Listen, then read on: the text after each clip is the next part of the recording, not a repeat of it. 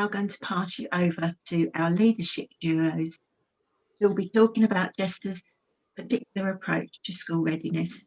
Thank you very much. Early years. So school readiness for us in early years is enabling children both physically and mentally to be prepared for the transition to school, aka big school, as we all like to call it. However, the tools that we're teaching children at this early stage are the foundations that will allow your children to thrive throughout their early years education and beyond. This is imperative that we focus, this is why, it's imperative that we focus on social interactions before letter formation, and that we promote independence before recognising numbers 1 to 10. We do, of course, engage children in these sorts of activities, and this is what we're going to be speaking about later on as well. And we, obviously we promote this, but fundamentally our role is to ensure that every child in our care is healthy, happy, communicative, social, curious, active, and readily equipped for their next phase of life and learning. So I'm going to pass you over to my esteemed colleague now, Jessica, and she's going to be talking about school application and what happens next. So it's just a little bit about the school admission process. So we do know that these open in November. Sorry. They are something that we will be reminding you about closer to the time. So we'll do this via an email on our Facebook page. There's normally a lot of publicity around at this time, so it's not something that you will forget about. The deadline for this is January. So again, we'll know closer to the time what the actual closing date is. We'll be sending out reminders, we'll be encouraging questions and anything to do with it that you think we might be able to help you with. And then it leads to the places that are announced around April time. So normally they come out around about midnight. So a lot of parents do tend to stay up and wait for that. It is quite an exciting time, and obviously that is something that we do ask you to share with us, because we're as excited as you are, and it just to give us an overall idea where we can go on to with the next step with what happens in line with that. So once I do, go on with that. So what we look at with what happens next after that. So every school is different with regards to their approach of how they welcome the next cohort. There are Facebook groups and everything out there that are set up for each year going into that new school. So that is something to look out for as well. We do introduce you to families, whether it's at our setting or any other setting that they go to the same school. We do hold events and things like that over the summer. Not only do we hold the events, but some areas around Chelmsford and things like soft play and things like that, they do hold events as well. So that is something to look out for. And it is overall, it is good, not only for the children to obviously, but start forming social bonds with who they're going up with, but also for parents to meet other families and other mums and dads that are going through the same thing, and for you to build those friendships as well, because obviously it's a big step for you as well as your child. We do ask you to obviously not make such a big thing out of school as soon as you do know around April time, just because it can be quite a long period of time before they do go to school, and it can obviously have a bit of an adverse effect if it is something that's talked about quite a lot. It can install obviously a little bit of anxiety. They could almost go on down a different route and might not look forward to it if it's something that's talked about a lot. And we do encourage to start shopping for uniform as soon as possible. But obviously do bear in mind the shoes might be the last option, just because obviously their feet do grow rather quickly. So don't go looking for those sort of June, April time for September, because might not fit. And then also keep an eye out at the school if there's any fun days and things like that they might be doing, so the children can visit those and just have some fun experiences before they do go to school, so they can remember some of their happy times that they have. And that's all on what happens next. We are coming back to first steps again at the end of our talk as well, so we've got a lot more to talk about within the first week checklist, but I'm just going to hand over to Caroline, who can obviously talk about the skills and things that children need when they do start. So, thank you. Thank you, Jessica. Hello, so I'm Caroline, the Curriculum and Wellbeing Manager here at Bicknaker. So we've touched on it briefly, but we're just going to look at some more skills, things that children do need before they start school. So we'll be working at them here throughout the next year, and just things you can do at home as well. So it's all mostly around their personal, social and emotional development that we've touched on already. So with the pandemic, it's been quite difficult for children to stay with other family members. They might not be used to leaving their parents, so it's really important that they become comfortable leaving their parents or carers. So we'll practice that even more if they're at nursery. Obviously that really helps as well. With the pandemic, we have unfortunately not been able to allow parents into our settings, but we've actually found that this has been quite positive for the children to be able to leave their parents at the door, and they come in happily, they're settled, and it's actually worked really well. So this is something that we will continue to do, because it's really good and beneficial for the child to be able to do that, because obviously when they go into their reception class, it's something they'll need to do as well. So they'll already be really ready for that. Something else that's really important is to be able to follow simple instructions or two-part instructions. Again, you can do this at home by asking your children to, when they've got dressed, maybe think about putting their washing into the washing basket. At nursery, we'll be doing things like cooking. Can you put 2 spoons of flour into the bowl, then can you mix it, through planting, and just talking about all those instructions through. We've touched on this briefly as well, but being independent and being able to go to the toilet and wash their hands. Obviously when they're still 3, we'll support them with this and give any support throughout the year that we can, but as they go in the term towards school, at school the teachers won't be able to help them as much with that, so we'll be really encouraging their independence with that as well. Just getting undressed and dressed. So I know as working parents it's sometimes really difficult to have the time to do that at home, but maybe at the weekends really practice that skill. It's really important, because again the teachers have got 30 children, they can't be helping all the children to get their shoes on and off, so it's really important to practice that, and we'll be doing that all the time at nursery as well, encouraging them and being there to assist. But if they can have a go at practicing themselves, that's really great as well. We'll also be doing PE sessions in the last term before school as well, that promotes that again. For children to be able to express themselves and talk about their feelings is really, really important as well. So how they're feeling, how their friends might be feeling, that really encourages their empathy towards others, and that's just a really important life skill to have, and just helps them to be really kind and considerate to others as well, which is really important.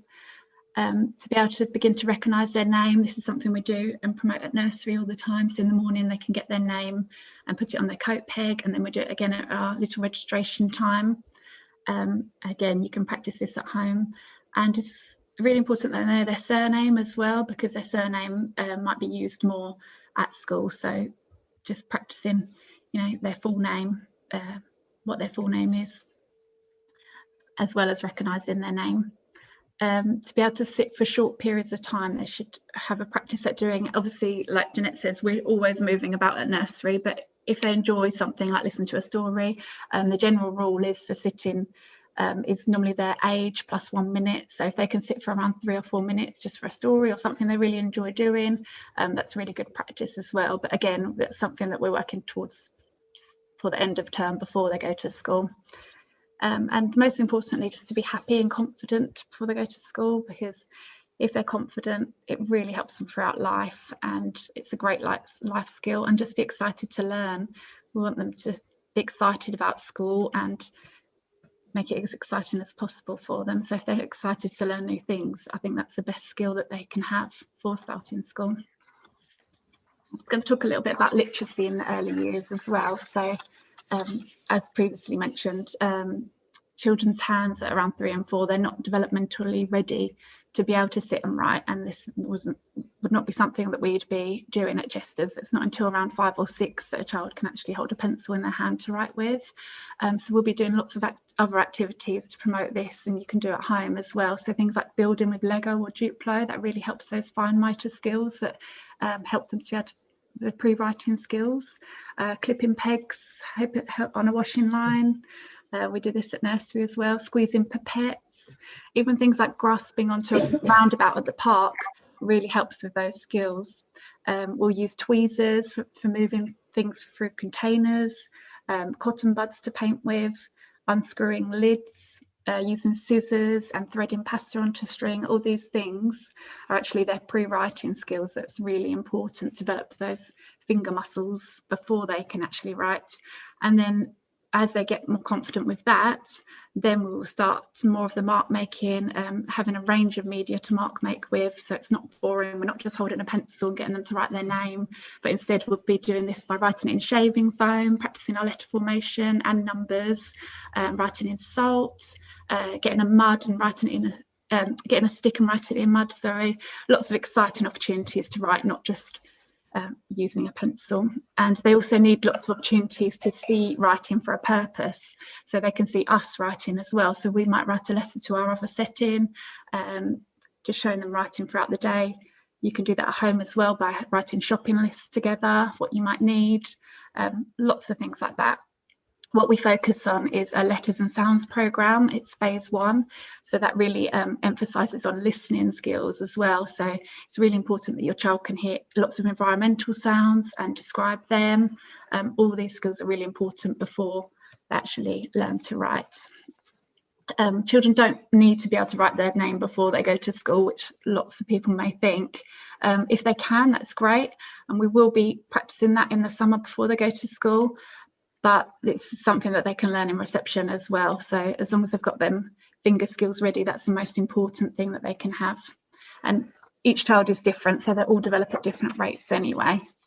We'll also, as Jeanette touched on, we'll be building lots on language. Stories are the best way to do this, so we encourage lots of stories at home. You can borrow books from us, and obviously reading is a really important part of our day. In books, they use language that you wouldn't use necessarily in everyday life. So books are just so important, as well as fact and fiction books are really important. Fiction and non-fiction books are really important for that. We also have a sound and word of the week at nursery. So this week we've been looking at and children look around the room and our environment at different things that begin with that. And our word of the week is marvellous. So it's just different words that they can use, and we can give them examples of how we use this, so they can use these in their everyday sentences as well. And we'd encourage you to do that at home. So we'd send out a newsletter and tell you what the word and the sound of the week is. And hopefully when things get better, we can bring in things from home, starting with that letter as well, so they can share that with their friends. That's really exciting for them to do as well. We'd also be acting out stories as well as reading stories to develop the children's imagination.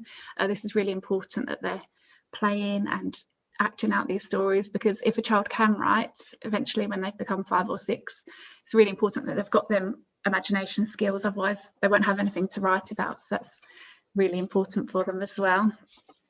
So thank you for listening. I'm going to pass you over to Rachel now to talk about mathematics.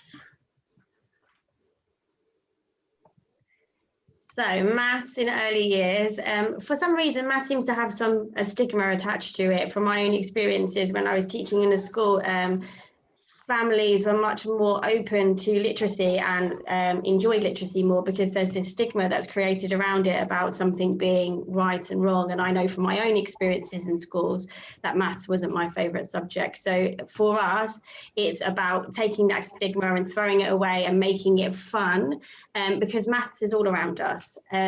It's from noticing numbers on houses, it's from noticing shapes in the environment.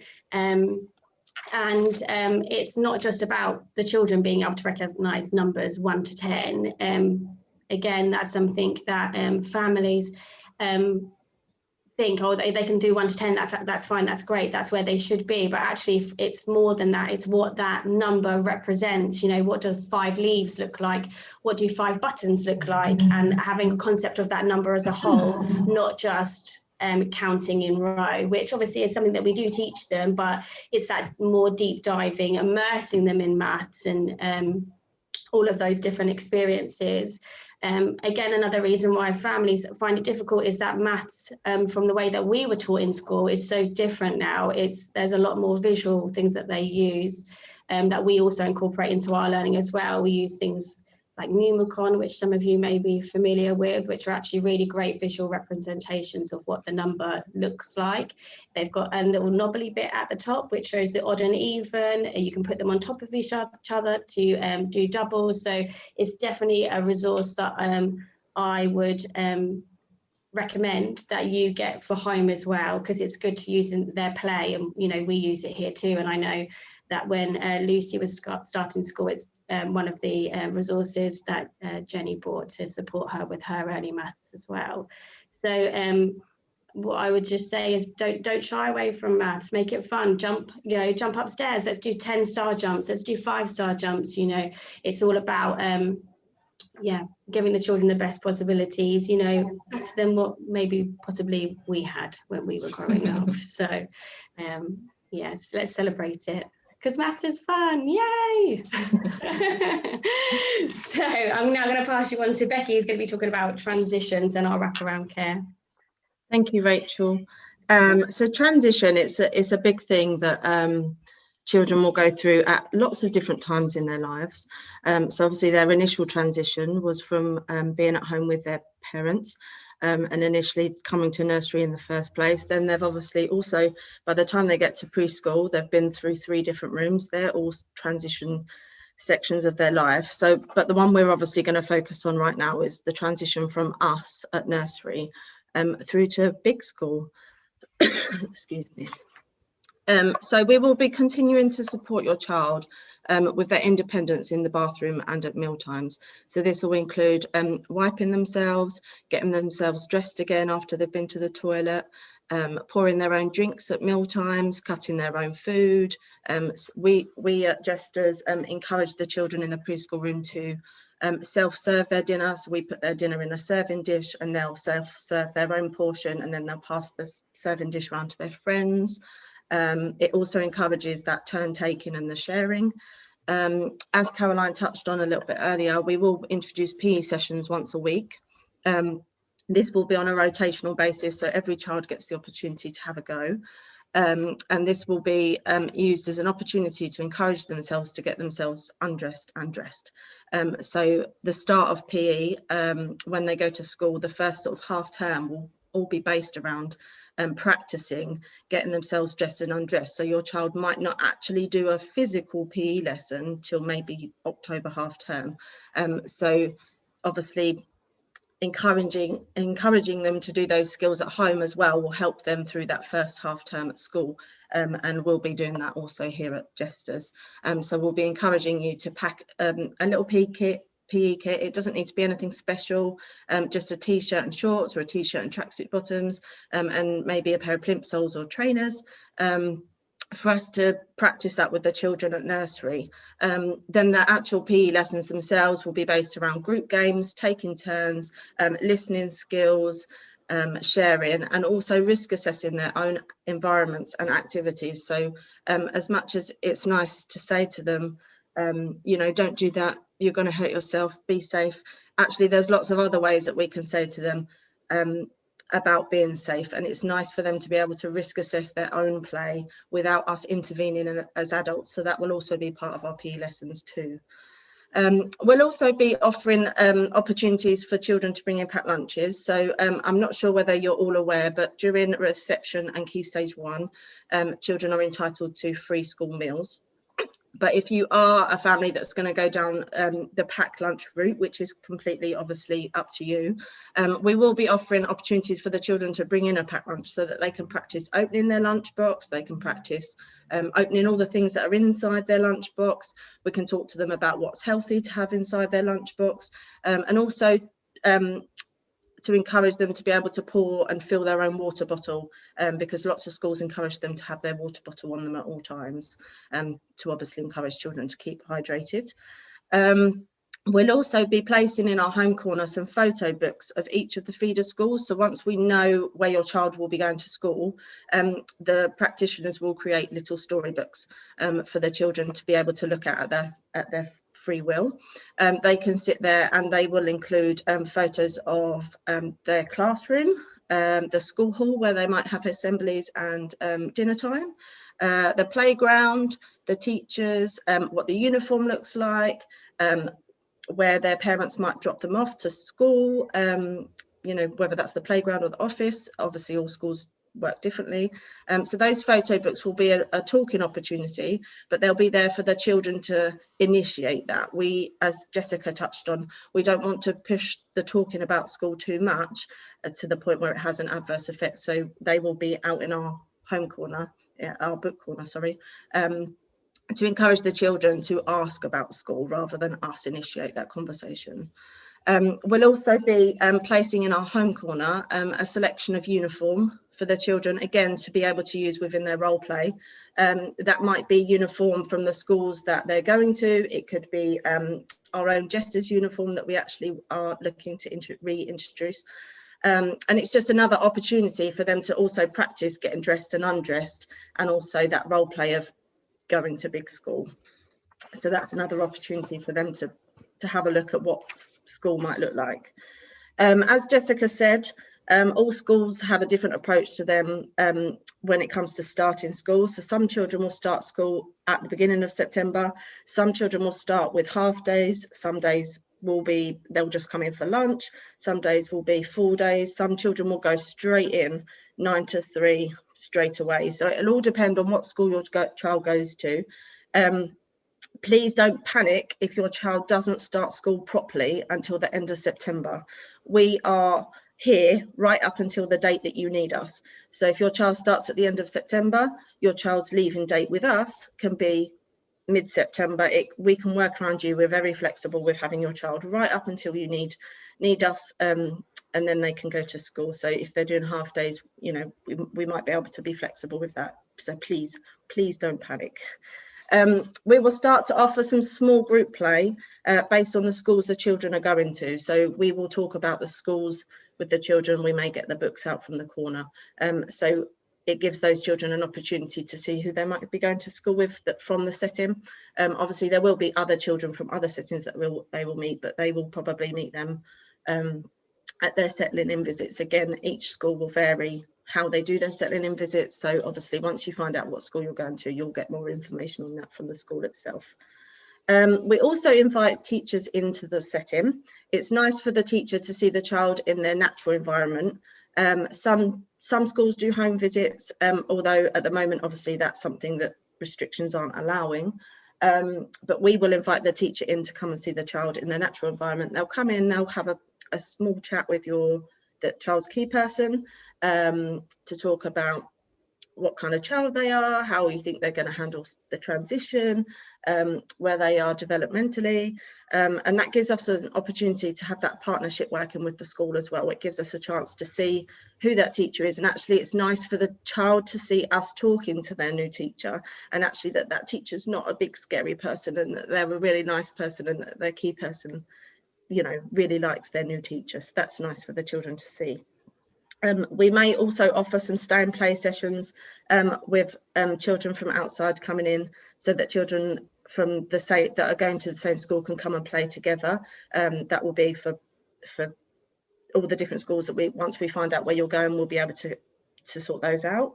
And we'll offer extra sessions in the holidays leading up to when your child goes to school, just so that if some of the term time children, 6 weeks is a very, very long time for the children not to have any interaction with other children. So actually, if your child is term time only, there is an opportunity for you to do some extra sessions leading up to your child going to school, so that we can organise that too. The last thing I'm just going to touch on, which Jeanette did mention earlier in her little bit of the programme, is our wraparound care. So at both our settings, both our Bicknaker and our Bewley settings, we offer the wraparound care. So that comes in the form of breakfast club, after school club and holiday club, all of which you can use at your demand, I suppose. You can just use breakfast club, just use after school, just use holiday club, or you can use all three. You book as and when the holidays come up, and you can book your breakfast and after school clubs through the operations managers. So that is also available, and it also gives that child the opportunity. So for example, if your child's not going to go to school with some of their friends from nursery, it's nice in the holidays that those children reunite again, because those friendships won't be will be lost during the term, but it's quite nice for them to see each other in the holidays. So there is that opportunity for children to reunite again if they're not actually going to school together, which is lovely to see. So yeah, that is all that I've got to say about transition. So we are going back to Jessica, who's going to talk to you about the first week checklist.